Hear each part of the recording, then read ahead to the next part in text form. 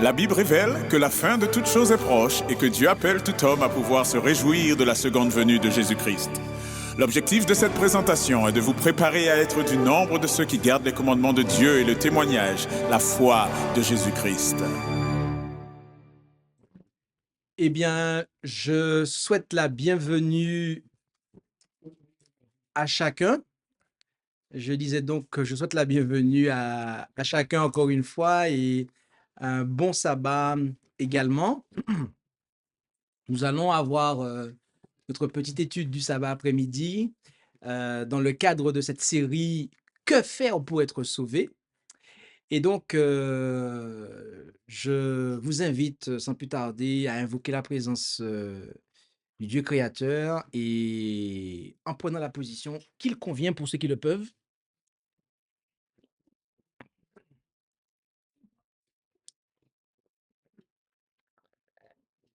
Notre Dieu, notre Père céleste, merci pour toutes choses.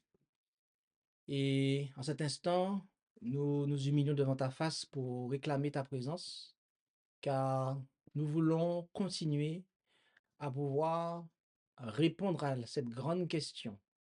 Que faire pour être sauvé? Alors, que tu puisses nous conduire dans cet enseignement élémentaire de la vie chrétienne. Et nous t'en prions au nom et par les mérites de Jésus. Amen.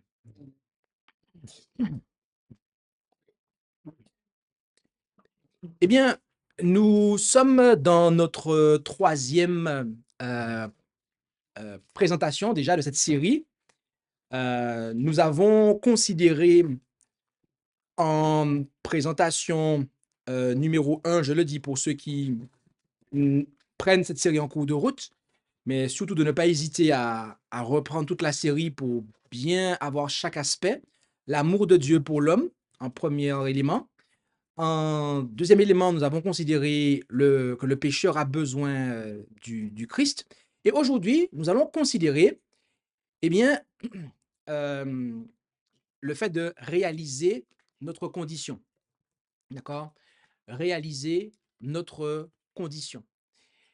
Et nous allons commencer avec cette question. Comment pouvons-nous, en tant que pécheurs, être purifiés du péché? Je vous invite à vous rendre avec moi dans notre premier passage qui se trouve en Acte 2, verset 38. Où allons-nous?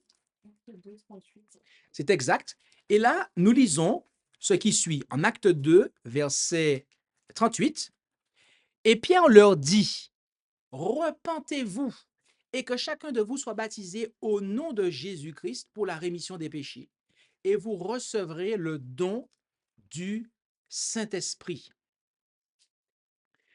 Ce n'est que par Jésus-Christ qu'il est possible de se mettre en règle avec Dieu, de parvenir à la sainteté. Mais comment aller à Jésus? Ils sont nombreux ceux qui, avec la multitude convaincus de péché au jour de la Pentecôte, s'écrient « Que ferons-nous » Les premiers mots de Pierre en réponse à cette question furent « Repentez-vous ». Et un peu plus tard, il dit « Repentez-vous donc et convertissez-vous pour que vos péchés soient effacés ». La repentance comprend la douleur d'avoir commis le péché et le délaissement de celui-ci. Impossible d'abandonner le péché avant d'en avoir vu la gravité. Point de vrai changement de vie jusqu'à ce que l'on se soit détourné du péché de tout son cœur. Ils sont nombreux, ceux qui ne comprennent pas la véritable nature de la repentance. Beaucoup de personnes gémissent sur leur péché et se réforment même extérieurement parce qu'elles craignent les conséquences de leurs mauvaises actions. Ce n'est pas là la repentance dans le sens biblique du terme. C'est redouter la souffrance plutôt que le péché lui-même. Telle fut la douleur d'Ésaü quand il vit qu'il avait perdu à tout jamais son droit d'aînesse. Balaam, pour sa part, terrifié par l'apparition sur son chemin d'un ange armé d'une épée nue, confessa son péché dans la crainte de perdre la vie. Mais il n'y avait pas en lui de repentance véritable. pas de changement de disposition, pas d'horreur du mal. Judas Iscariote, après avoir trahi son Seigneur, s'écria: J'ai péché en livrant le sang innocent, comme on peut le voir en Matthieu 27, verset 4. Mais d'où lui venait cette confession?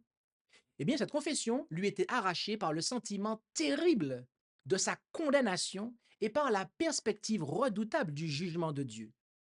Les conséquences de son crime le remplissaient de terreur, mais il n'éprouvait aucun remords déchirant et sincère d'avoir trahi le Fils de Dieu et renié le Saint d'Israël. Pharaon, au moment où les jugements de Dieu s'appesantissaient sur lui, reconnaissait son péché, mais ce n'était que pour échapper au châtiment, car dès que les plaies s'éloignaient, il recommençait à braver le ciel. Tout cela, toutes ces personnes que nous venons de citer, déploraient les conséquences de leur péché, mais elles ne s'affligeaient pas sur ces péchés en eux-mêmes. Deuxièmement, donc, quelle description, le verset que nous allons voir, donne-t-il du Christ qui, par le Saint-Esprit, chasse les ténèbres et révèle les lieux secrets de l'âme? Alors, justement, prenons le verset en question, qui se trouve être en Jean 1, verset 9. Où allons-nous? Affirmatif. Et là, nous lisons ceci en Jean 1, verset 9. Il nous est dit ceci. En parlant de Jésus, c'était la véritable lumière qui éclaire tous les hommes en venant au monde. Quand le cœur de l'homme cède à l'influence de l'Esprit de Dieu, la conscience se réveille et le pécheur commence à entrevoir la profondeur et le caractère sacré de la loi de Dieu. Loi qui est à la base de son gouvernement dans le ciel et sur la terre. La lumière qui, en venant dans le monde, éclaire tout homme, illumine les replis les plus secrets de son âme et met en évidence les choses cachées dans les ténèbres. La conviction du péché s'empare alors de son esprit et de son cœur. Saisi du sentiment de la justice de Jéhovah, le pécheur est terrifié à la pensée de paraître coupable et impur devant la face de celui qui sonde les cœurs. Il voit l'amour de Dieu, la beauté de la sainteté, la joie de la pureté. Il désire être purifié et entrer en communion avec le ciel. Maintenant, comment le roi David, ou devrais-je dire comme le roi David, quelle sera notre prière si nous sommes vraiment désolés pour nos péchés? Je reprends. Comme le roi David, quelle sera notre prière si nous sommes vraiment désolés pour nos péchés? Alors, j'imagine que vous voyez où est-ce qu'on veut en venir, peut-être, pour ceux qui connaissent bien les psaumes. On va se rendre dans le psaume 51. Voilà. Et là, on va lire le verset 1 à 4 ainsi que le verset 10. Où allons-nous? 1 à 4 ainsi que le verset 10. Et là, nous lisons. Ô Dieu, aie pitié de moi selon ta miséricorde.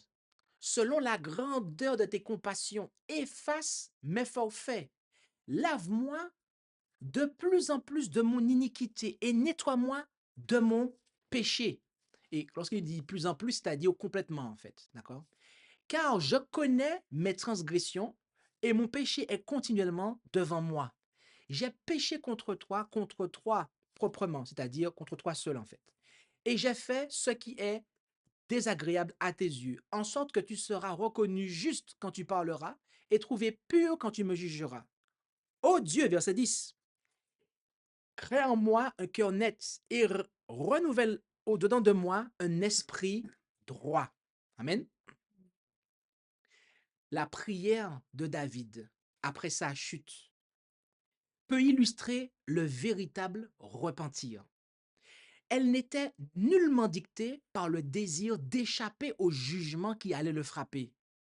Non, son chagrin fut sincère et profond. il ne chercha pas à pallier sa culpabilité. Il voyait l'énormité de sa transgression, la souillure de son âme. Il abhorrait son péché. Ce n'est pas le pardon seulement qu'il demandait, mais la pureté du cœur. Il soupirait après la joie de la sainteté et la communion avec Dieu. Il n'est pas au pouvoir de l'homme de parvenir à une telle repentance. C'est quelque chose que l'on reçoit. Donc, la question qu'on va poser maintenant, c'est quel est le résultat? Quel est le résultat de la confession qui suit la vraie repentance? Quel est le résultat de la confession qui suit la vraie repentance? Rendons-nous en Psaume 32, verset 1. Où allons-nous? C'est exact. Et là, nous lisons ce qui suit en Psaume 32, verset 1. Psaume 32, verset 1. Oh, qu'heureux est celui dont la transgression est quittée, dit ma version, et duquel le péché est couvert. D'accord?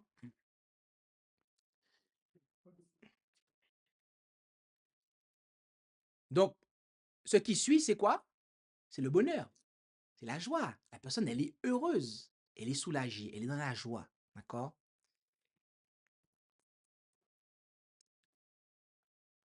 Maintenant, quelles sont les étapes qui précèdent logiquement la confession? Avec tout ce qu'on a dit, quelles sont les étapes qui, logiquement, précèdent la confession? On va se rendre en Matthieu 11, versets 28 à 29. Matthieu 11, versets 28 très précisément et 29. Et là, on va lire ce qui suit.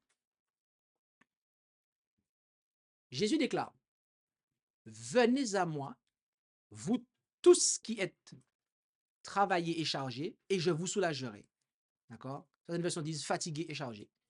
Chargez-vous de mon joug et apprenez de moi, que je suis doux et humble de cœur, et vous trouverez le repos de vos âmes. Donc, ce qui précède, c'est quoi? C'est le fait d'aller à Jésus. On doit aller à Jésus.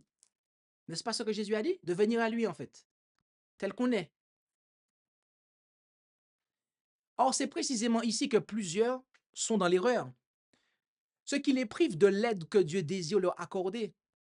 Ils pensent ne pas pouvoir venir à Jésus avant de s'être repentis et croient que la repentance prépare au pardon des péchés. Il est vrai que la repentance précède le pardon, car seul un cœur humilié et contrit éprouve le besoin d'un sauveur. Mais le pécheur doit-il attendre de s'être repenti avant de venir à Jésus? La nécessité de la repentance doit-elle être élevée comme un obstacle entre le pécheur et son sauveur? L'Écriture n'enseigne nulle part que le pécheur doit se repentir avant de répondre à cette invitation du Sauveur. Venez à moi, vous tous qui êtes fatigués et chargés, et je vous donnerai du repos. Ainsi, la question suivante que l'on va se poser, c'est de quelle source provient le chagrin pour le péché? D'où vient notre chagrin pour le péché? Autrement dit, la repentance, en fait. D'où cela va-t-il nous venir? Rendons-nous, pour trouver la réponse à cette question, en Acte 5, versets 30 et 31. OK? Où allons-nous? C'est ça. Acte 5. Et là, on va lire ce qui suit ensemble.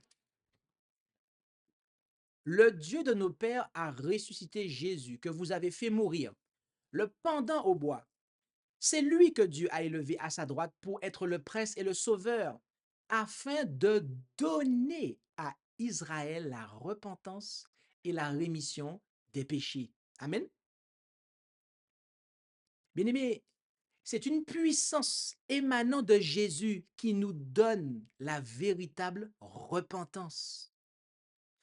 L'apôtre Pierre a éclairci cette question quand il l'a fait aux Israélites, cette déclaration.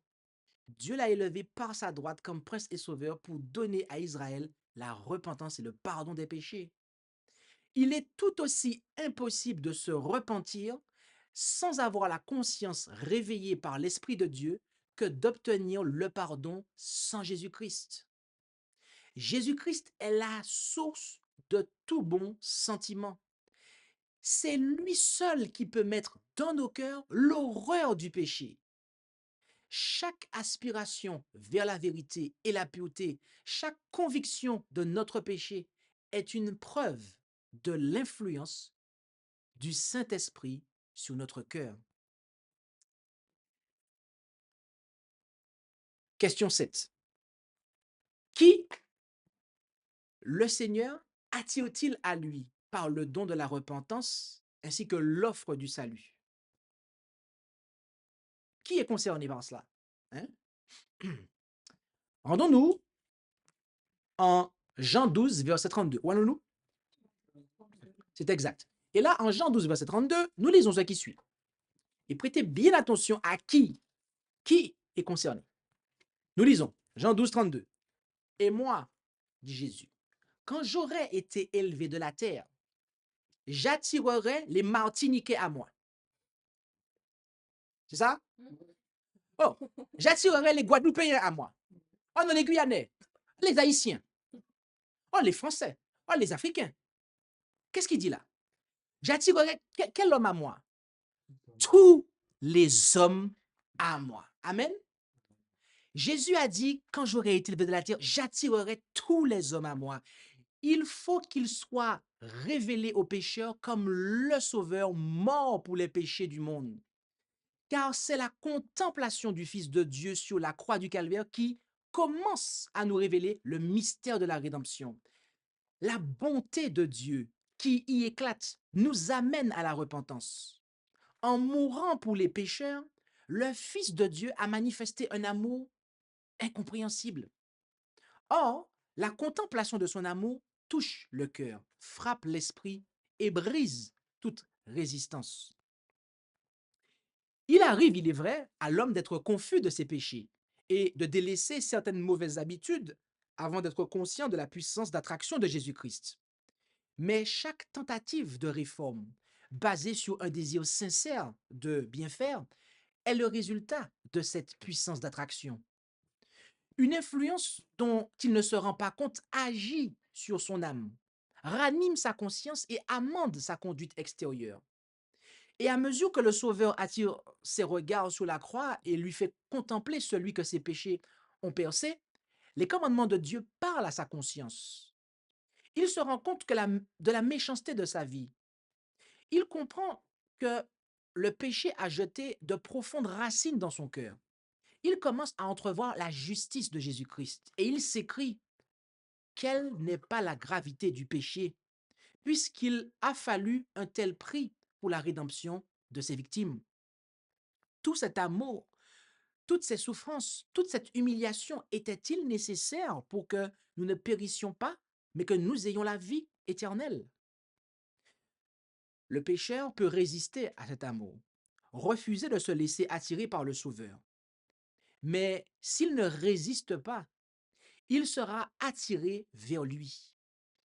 La révélation du plan du salut l'amènera repentant au pied de la croix et il comprendra que ses péchés ont causé les souffrances du bien-aimé Fils de Dieu.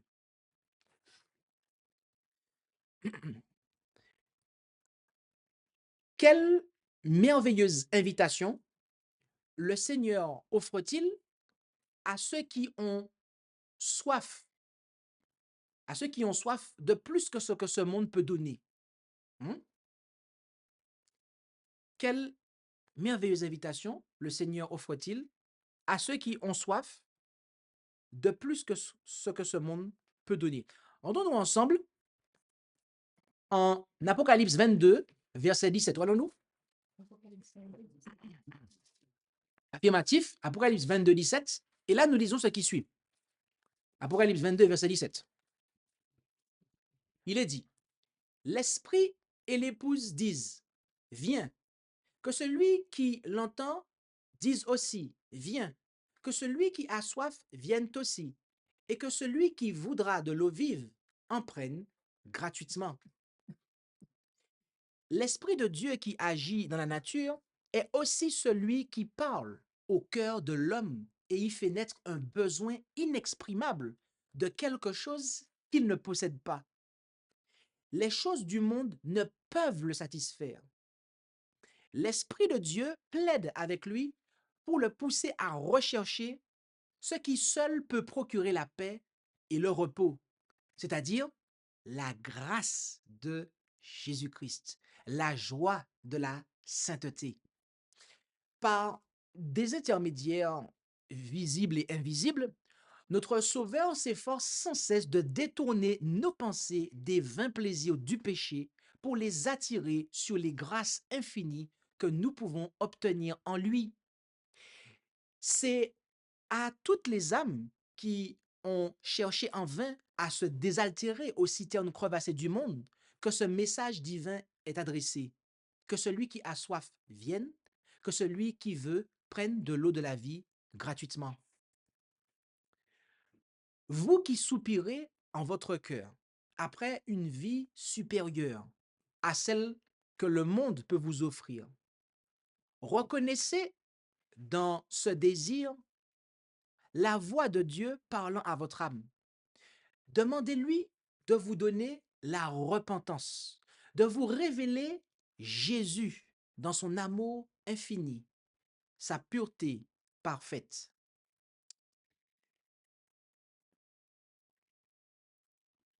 Lorsque, question 9, lorsque nous voyons le caractère du Christ, que réalisons-nous en tant que pécheurs?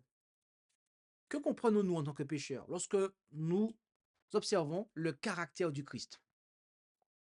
Rendons-nous ensemble en Ésaïe 64, verset 6. Rendons-nous. Affirmatif. Et là, nous lisons ce qui suit en Ésaïe 64, verset 6.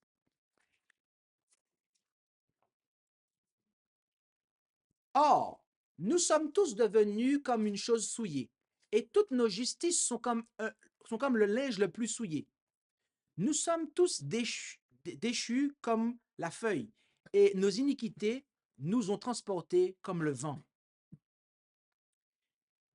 Les principes de la loi divine, amour de Dieu et amour du prochain. Ésaïe 64, verset 6, que j'ai lu. Je pense qu'il n'est pas tout à fait la même. Oui, effectivement, moi j'ai la Osterwald de 1842. Mais c'est bon, on comprend. Ok, Non, non, ça va, on comprend. ok. Merci. Je disais donc, les principes de la loi divine, amour de Dieu et amour du prochain, sont parfaitement illustrés par la vie du Sauveur. Mhm. Un amour et un désintéressement parfait, c'était là sa vie. C'est quand nous contemplons Jésus-Christ, quand les rayons de lumière émanent de lui, qui émanent de lui descendent sur nous, que nous nous rendons compte de notre état de déchéance et de perdition. Nous pouvons, comme Nicodème, nous bercer de l'illusion que notre vie a été régulière, que notre moralité n'a rien laissé à désirer, et en conclure que nous n'avons pas lieu de nous humilier devant Dieu comme de vulgaires pécheurs. Mais quand la lumière de Jésus-Christ brillera dans notre âme, nous verrons combien nous sommes impurs. Nous discernerons l'égoïsme de nos mobiles et l'inimitié contre Dieu qui a souillé tous les actes de notre vie. Nous nous rendrons compte que notre justice est véritablement comme le linge le plus souillé et que seul le sang de Jésus peut nous purifier de la souillure du péché et transformer nos cœurs à sa ressemblance.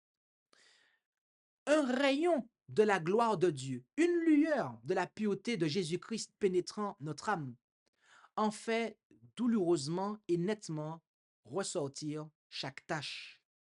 Il met en évidence la difformité et les défauts du caractère humain, les désirs non sanctifiés, l'incrédulité du cœur, l'impureté des lèvres, les actions déloyales du pécheur, actions qui outragent la loi divine, éclatent à ses yeux. Son esprit est humilié et affligé sous l'influence scrutatrice de l'Esprit de Dieu. Il se prend en dégoût en présence du caractère pur et immaculé de Jésus. 10e question et avant-dernière. Quel effet cela a-t-il eu sur Daniel lorsqu'il s'est rendu compte des défauts de son caractère? On va se rendre donc dans le livre du prophète Daniel, au chapitre 10 et au verset 8.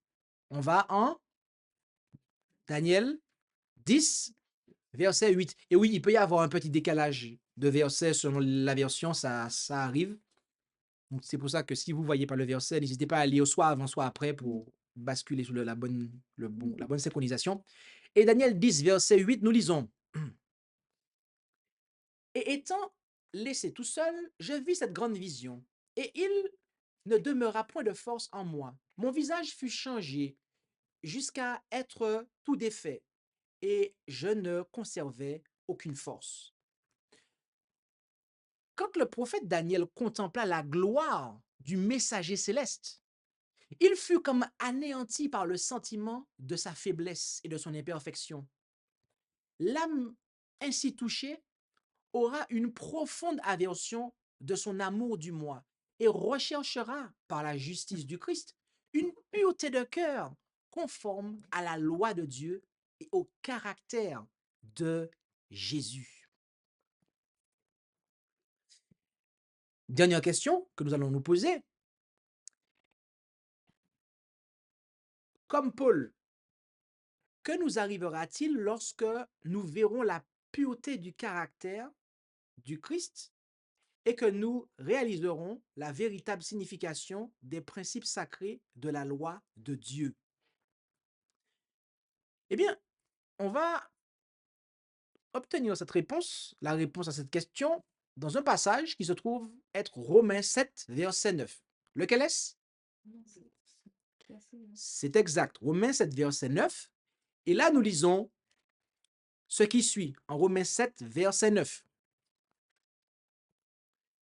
Car autrefois que j'étais sans loi, je vivais, mais quand le commandement est venu, le péché a repris la vie.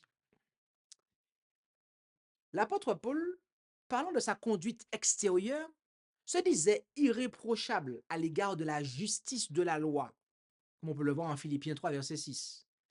Mais quand il discerna la spiritualité de la loi, il se vit alors pécheur. À se juger par la lettre de la loi, en l'appliquant seulement aux actes extérieurs, comme peuvent le faire les hommes, il se trouvait sans péché.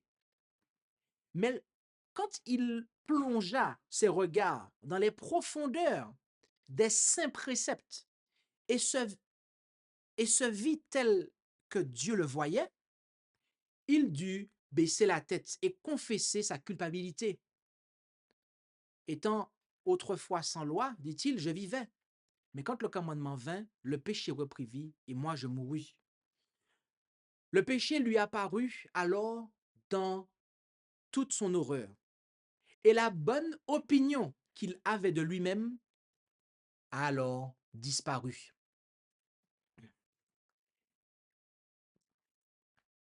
Nous allons maintenant passer au moment de l'appel, comme nous le faisons à la fin de chacun de ces messages. Et cet appel sera en 4 parties, 4 affirmations.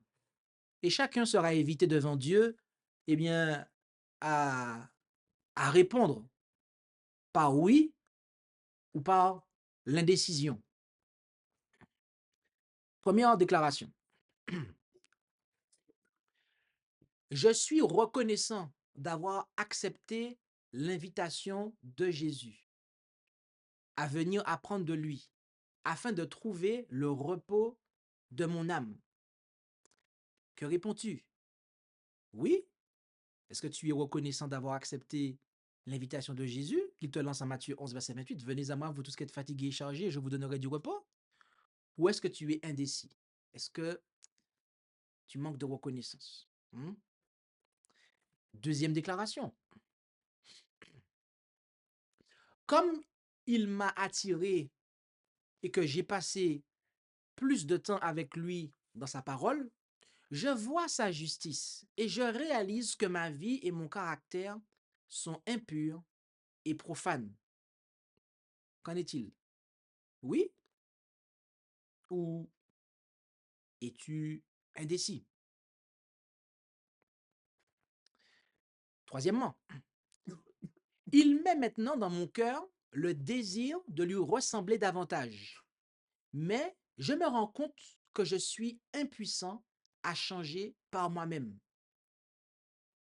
Est-ce que cette déclaration-là, tu peux dire oui à ça? Que effectivement, le Seigneur met dans ton cœur, en ce moment, depuis quelque temps, le désir de lui ressembler davantage. Mais tu te rends compte que tu es impuissant à changer par toi-même. Oui ou es-tu encore indécis? Et enfin, je suis reconnaissant de pouvoir venir à lui tel que je suis, pécheur impuissant et dépendant, et de réclamer sa promesse d'apporter dans ma vie les changements qui lui donneront gloire. Que réponds-tu à cela? Comment te positionnes-tu par rapport à cette déclaration? Dis-tu oui ou es-tu indécis? Eh bien, nous prions le Seigneur que la réponse de chacun soit oui, que chacun puisse faire sien ces déclarations, car en répondant oui à ces déclarations, en les faisant siennes, eh bien, nous répondons à l'appel. Nous avançons vers Jésus. Et donc, vient maintenant le moment de questions-réponses. Et donc, si vous avez des questions que vous souhaiteriez poser par rapport à cette étude, c'est le moment. Nous avons un peu de temps pour cela. Soyez prompts. Et, pardon? Les modalités, c'est qu'il faut effectivement poser sa question dans le chat ou demander la main et la parole vous sera donnée. Donc, ne soyez pas timide.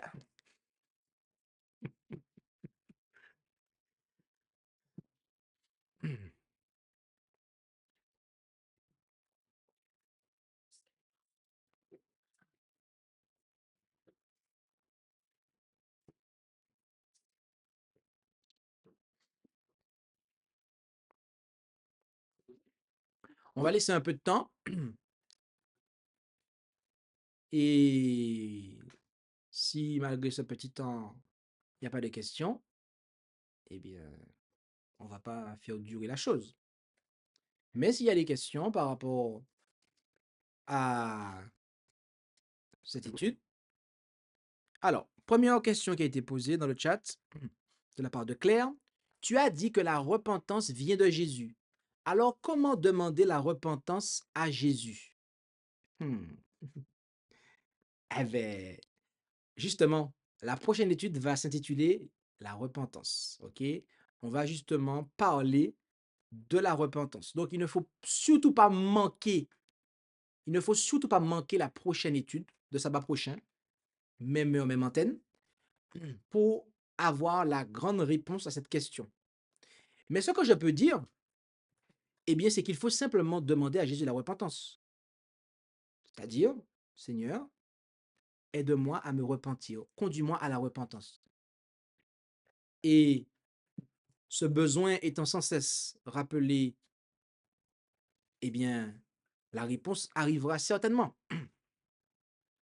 Et la fois prochaine, ça sera dédié à ça. Donc, je vais pas en fait Je vais pas, voilà, je vais pas répondre à ça tout de suite parce que et on va voir ça. On va voir ça, sabbat prochain et donc je vous le confirme, sabbat prochain, chapitre 4, c'est la repentance. Donc, comment demander la repentance à Jésus? Ben simplement, il faut lui demander. Il faut lui demander la repentance et il nous l'accordera. Et aujourd'hui, on a vu on doit réaliser sa condition. Ce n'est que si on prend conscience de notre état, de notre situation, de notre condition, eh bien qu'on va aspirer à quelque chose de meilleur. Mais celui qui n'aspire pas à mieux, celui qui estime qu'il est riche, qu'il s'enrichit, qu'il a besoin de rien, que sa vie chrétienne est bonne, et bah, au final de compte, il a besoin de rien, il n'aura rien, parce qu'il ne demandera rien. OK? Donc, ce que je peux dire pour répondre à Claire, c'est qu'il faut déjà réaliser sa condition. C'est ça, en fait.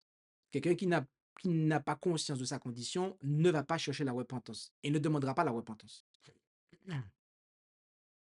D'ailleurs, on peut même verbalement demander la repentance, mais si au fond de soi, on estime qu'on n'en a pas besoin, c'est pas des mots qui vont changer la situation, en fait. Donc, on doit aspirer vraiment à une vie meilleure. Et il y a une promesse qui est que vous me chercherez et vous me trouverez si vous me cherchez de tout votre cœur. Donc ça, le Seigneur se laisse trouver par ceux qui le cherchent, mais véritablement. Donc je ne sais pas si j'ai pu, dans le respect de ce qui va se faire la semaine prochaine, répondre à la question. Et entre-temps, n'hésitez pas les autres aussi, si vous avez des questions, même ceux qui sont ici. On a dit Amen, ok, donc c'est bon. Si,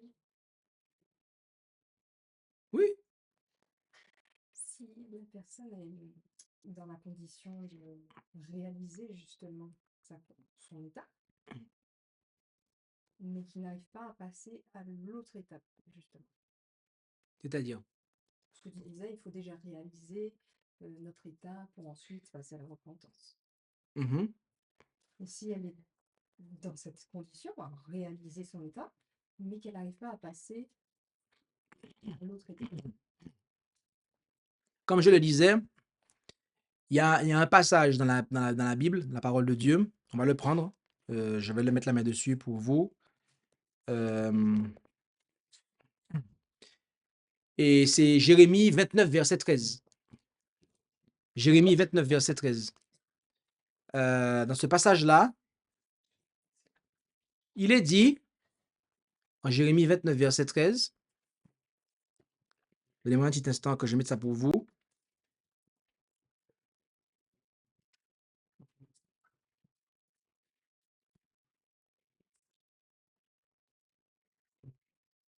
Voilà, normalement, ça sera bon. OK. Donc là, il est dit, vous me chercherez et vous me trouverez, car vous m'aurez recherché de tout votre cœur. La Louis II dit, si vous me cherchez de tout votre cœur. Mais que ce soit si ou car, on voit bien que la condition, c'est que on recherche Dieu de tout son cœur. Donc, je vais prendre une situation. Il y a pas longtemps, je me suis rendu compte que j'avais un problème. J'avais un problème sur une partie de mon corps, dans mon pied par exemple. Voilà. Et je sais que j'ai un problème. Je sais que j'ai un problème là. Mais bon, ça faisait déjà quelques années que j'ai vu que j'avais un problème là, mais j'ai pas fait plus de cas que ça. Je me dis, ça va partir tout seul. Mais je vois que ça part pas en fait. Donc au bout d'un moment, ben, la France, c'est un désert médical. Je me dis, ben, je vais prendre une petite matinée et puis je vais aller consulter un médecin pour qu'il puisse me faire un diagnostic, pour avoir le diagnostic, pour savoir comment je vais traiter ça en fait. Mais j'ai dû y aller. Il faut passer un coup de fil, prendre un rendez-vous, y aller, il y a la queue, etc. C'est mon parcours du combattant, en fait. Pour avoir le diagnostic, pour savoir qu'est-ce que j'ai au pied, en fait. Donc, on peut savoir qu'on a un problème, mais après, il faut être persévérant et aller jusqu'au médecin, en fait. OK? Mais il faut vraiment avoir envie. Là, j'avais eu un déclic. Je me suis dit, c'est bon, j'ai un truc au pied là, ça ne part pas. Il faut en finir avec ça. Donc là, je prends mon truc en main et j'y vais. Voilà. Donc, et vraiment, j'ai eu à cœur d'y aller. Et j'ai eu le diagnostic et voilà. Le problème est déterminé. Donc, traitement. Donc, c'est fini. C'est en voie de résolution. OK? Eh bien, c'est ça. On sait que on ne va pas bien. On se rend compte que ça ne va pas. Mais est-ce que on met tout en œuvre pour aller vers Jésus? C'est-à-dire, est-ce qu'on le recherche vraiment de tout son cœur? Est-ce que on se dit, là, vraiment, je me donne à corps perdu à Jésus, en fait. À corps perdu à Jésus, c'est lui qui a la solution pour moi. Je vais vers Jésus pour qu'il puisse, voilà, m'affranchir et commencer le chantier en moi, en fait. Donc, voilà, ce n'est pas tout que le diagnostic, mais il y a aussi le traitement. Voilà. Le médecin vous donne un diagnostic, mais après, il vous prescrit quelque chose. Si vous ne suivez pas le traitement, ça va pas, ça passera pas. Vous savez que vous avez un problème, vous avez consulté un médecin, vous avez le diagnostic, c'est bien. Deux bons points. Mais si vous ne suivez pas le traitement, en fait, vous allez guérir? Non. Donc, il faut persévérer. Voilà. Si on se rend compte, c'est bien. On a un diagnostic, c'est bien. Mais on doit persévérer dans le traitement. On doit en fait rechercher le Seigneur de tout son cœur. Donc, je ne sais pas si ça a pu répondre à la question. Oui, dans un sens. Et dans l'autre sens? Après, je pense que c'est libre à chacun de savoir ce que ça veut dire chercher Dieu de tout son cœur.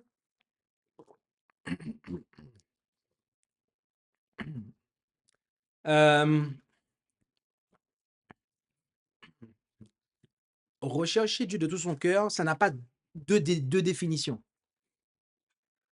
Ça signifie rechercher Dieu de tout son cœur. Voilà. Ah non, mais c'est clair. Mais c'est juste qu'on n'a pas pesé les mots. De tout son cœur. C'est pas 99%. Parce que Samson, il voulait servir Dieu, hein? Mais à côté, il voulait continuer à aller avec les femmes. Hein? Ah, je suis un serviteur de l'Éternel. Et je femme, ok? Mais non, c'est pas ça. Donc, c'est soit on est franchement avec le Seigneur et on se donne vraiment à lui, ou soit on veut faire un mix-up des deux, un peu avec Jésus, un peu... Non, c'est vraiment aller à Jésus. Après, des fois, c'est peut-être qu'on n'est pas tombé assez bas. Enfin, je dis ça. Peut-être que des fois, on n'est pas tombé assez bas et on n'a peut-être pas vraiment suffisamment de dégoût, en fait. Parce que quand on est vraiment dégoûté d'une vie de péché, quand on est vraiment dégoûté, qu'on a vraiment envie de changer, et qu'on voit Jésus devant nous, avec l'évangile devant nous, en fait, on, on reste, on fait le nécessaire pour s'avancer vers Jésus, en fait. Et pour répondre à l'appel, parce que c'est lui qui nous appelle. Et c'est ce que j'aime bien dans l'évangile, en fait. Parce que à chaque fois, je retombe sur la même conclusion. À chaque fois que j'étudie la Bible, il y a une grande conclusion qui s'impose à moi dans toutes les histoires, c'est que c'est toujours Dieu qui fait le pas vers l'homme, en fait. Toujours Dieu. Même quand vous étudiez le sanctuaire, vous voyez la façon dont c'est révélé, c'est de manière descendante, du lieu très saint vers le parvis. C'est Dieu qui vient à nous, en fait. Il nous faut juste ne pas résister à l'appel. Il faut juste ne pas résister. Mais si on fait de la résistance, ça va être compliqué. Si tu es dans un trou, d'accord? Et puis qu'il y a une racine, il y a une racine en fait, au fond du trou dans lequel tu es. Et que moi, je te donne ma main, Je te donne ma main, tu la tiens et je vais te faire remonter. Donc, tu as juste qu'à tenir ma main et je te fais remonter, en fait. Mais que toi, avec ton autre main, tu t'accroches à la racine qui est au fond du trou. J'ai beau te tirer, mais tu ne sortiras pas du trou, mon frère. Tu es d'accord? T'as compris, ma soeur? Tu comprends? Donc, au bout d'un moment, il faut accepter qu'on te tire. Mais si tu t'accroches à ce qui est au fond du trou et que en même temps, on te tire, mais tu te restes accroché, bah, tu es entre deux et mais en final de compte, tu es toujours dans le trou, en fait, hein.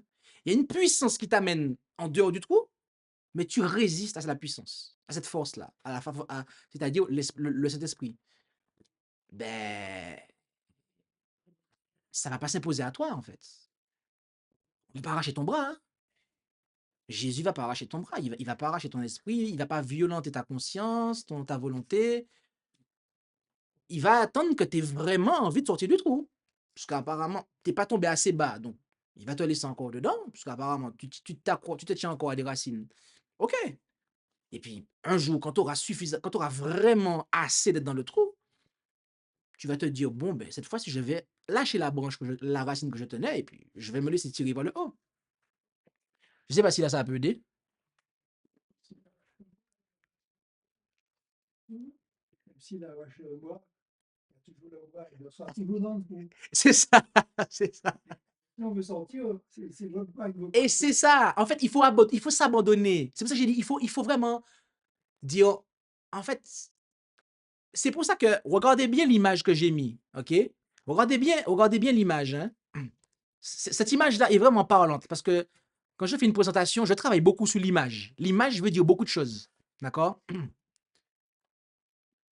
Quand vous vous noyez, vous êtes vous avez les mains dans l'air. En fait, vous espérez que quelqu'un vienne vous tirer, en fait.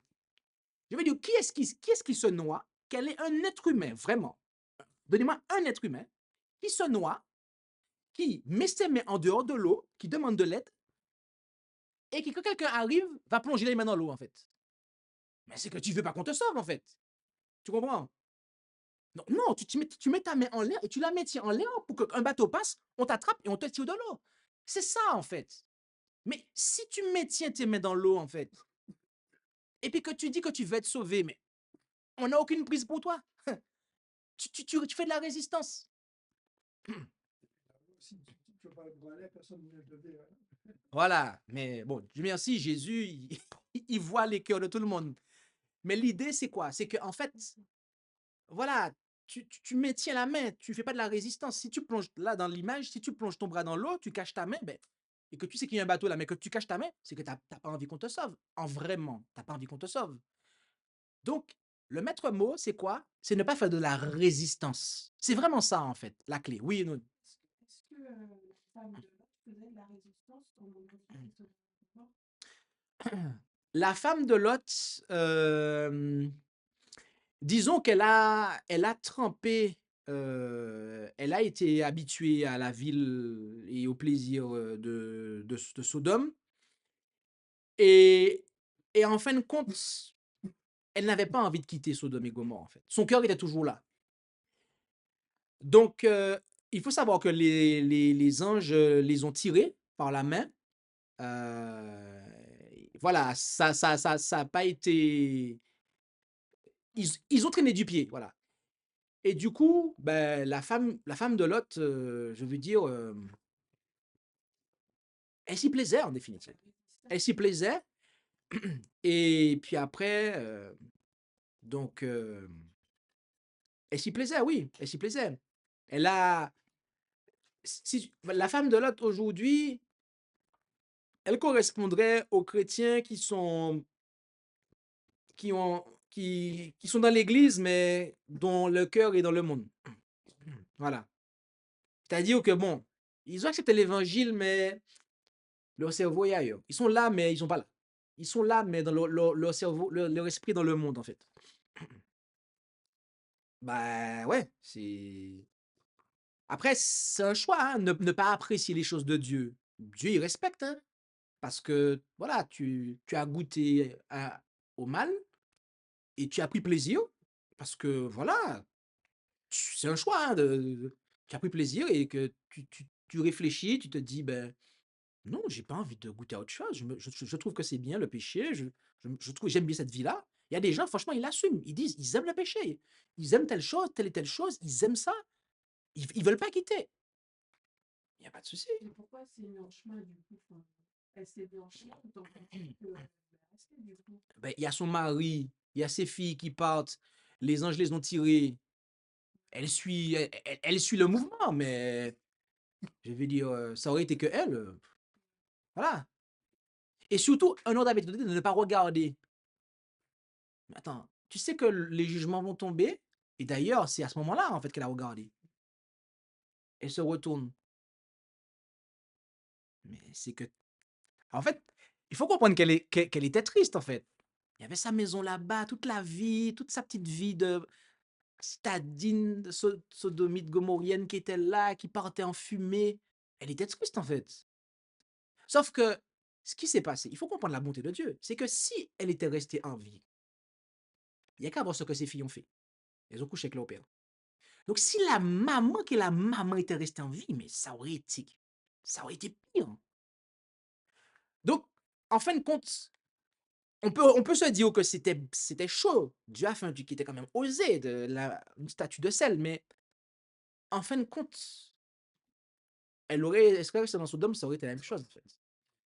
C'est juste que, voilà, c'est comme si que vous faites. Ce qui s'est passé avec la femme de Lot, c'est comme si que, par exemple, c'est un échantillon, pas un échantillon, mais c'est une hypothèse que Dieu fasse entrer quelqu'un qui ne veut pas de l'évangile au ciel. La personne sera malheureuse, en fait. Ok.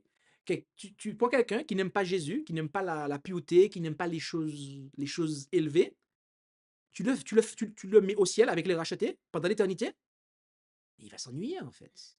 Tu vois, il va regretter, il va se dire, mais en fait, à quel moment on me ramène sur terre, en fait? Moi, je veux plus de ce monde-là, c'est quoi? Dans quoi je suis, en fait?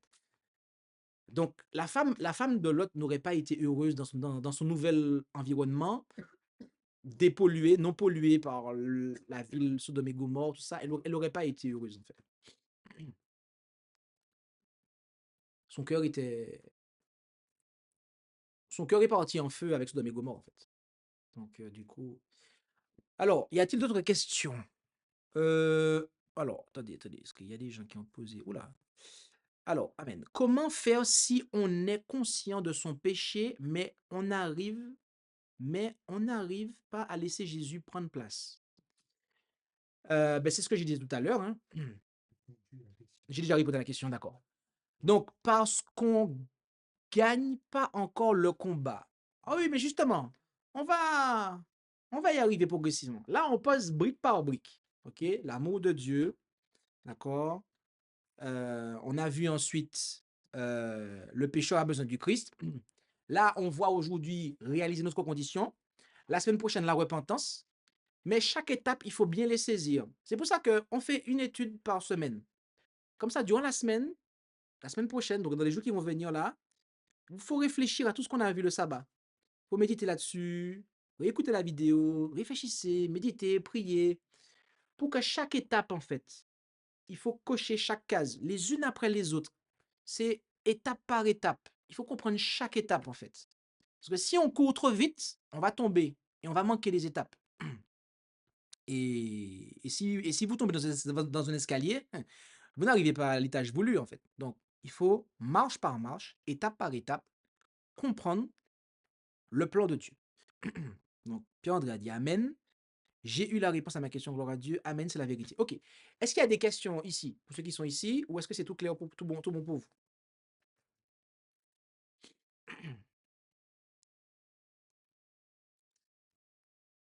Bon, je crois comprendre qu'on est bon, donc je vais attendre un petit moment.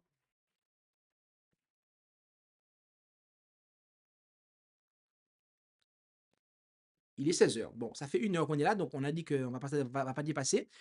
On va, on va, on va prier. Eh bien, nous allons donc prier. Et je vous invite à, donc pour clôturer, nous allons prier et à prendre la position qui convient pour la prière avec moi, pour ceux qui le peuvent.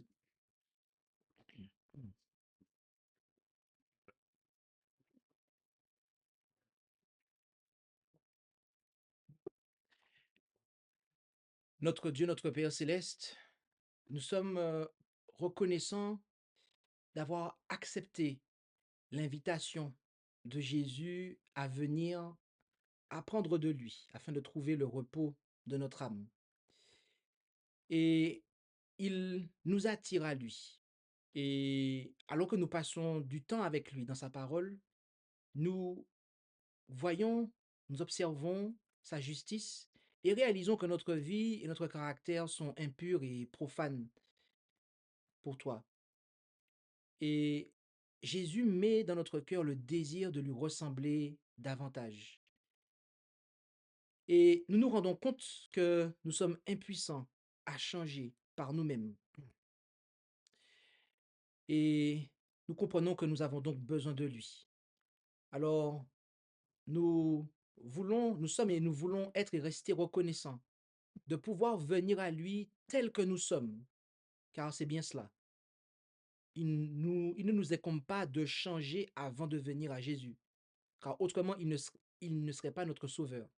Mais nous devons venir à lui avec nos péchés, car il nous accepte en tant que sauveur tel que nous sommes, impuissants et dépendants.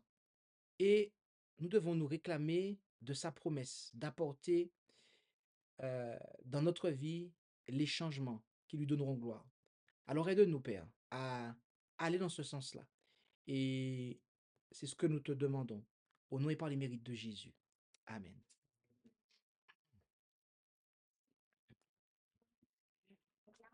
Amen. Eh bien, nous bénissons le Seigneur pour ce moment que nous avons passé ensemble. Et nous vous donnons donc rendez-vous la semaine prochaine, même heure, même antenne, pour la 4e étude qui sera, comme je l'ai déjà dit d'avance, sur la repentance. Et n'hésitez pas à reconsidérer ce message. N'hésitez pas, si vous avez des questions, à pouvoir les poser entre-temps dans la description, dans la zone de chat. Et à pouvoir aussi partager cette série de présentations. Et cela étant dit, je vous souhaite de passer encore une fois un bon sabbat et que Dieu vous bénisse tous. Maranatha. Merci d'avoir écouté cette présentation avec intérêt. Pour plus d'informations, consultez notre site internet lereste.org et suivez-nous sur Facebook ainsi que sur YouTube à @lereste. Vous pouvez aussi nous contacter par email à info@lereste.org ou par téléphone au +33 6 12 60 13 69.